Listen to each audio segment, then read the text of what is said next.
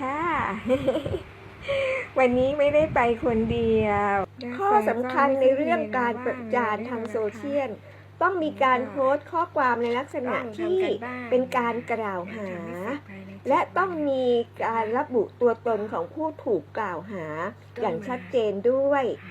ถึงจะเป็นความผิดตามมาตรา328เพราะการที่โพสต์ทำให้ผู้อื่นเสียหายนั้นอาจเป็นได้ทั้งเรื่องหมิ่นประมาทและดูหมิ่นด้วยการโฆษณาก็ได้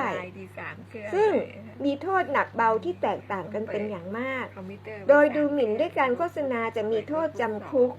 หรือปรับก่อนจะไปแจ้งความปรึกษาทนายความเสียก่อนเพื่อให้ทนายดูในความผิดฐานหมิ่นประมาทนั้นผู้ได้รับความเสียหายจะต้องปฏิบัติอย่างนี้ไปร้องทุกข์กับพนักงานสอบสวนหรือดำเนินการฟ้องต่อศาลอาญาโดยตรงและสามารถเรียกค่าเสียหายดีใจด้วยนะคะรอดไปหลายคดีเลยค่ะคดีอาญาจะไม่ยอมรับ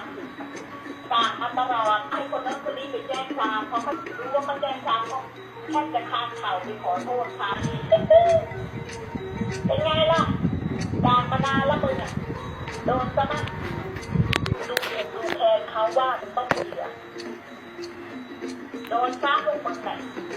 แล้วแถมยังจะเอาลูกเขามาเล่นอีกเอาลูกเขามาด่า